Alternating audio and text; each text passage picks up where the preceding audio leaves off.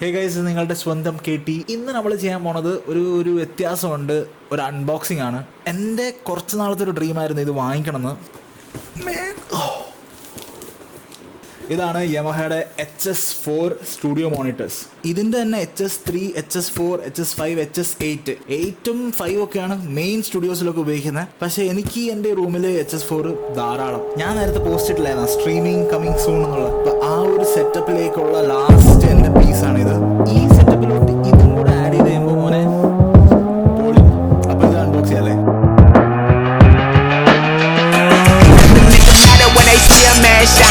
Walking with a swagger only God can design. With the crowd scatter when we walk into the room. It don't really matter though, I be getting mine. Now I don't follow rules,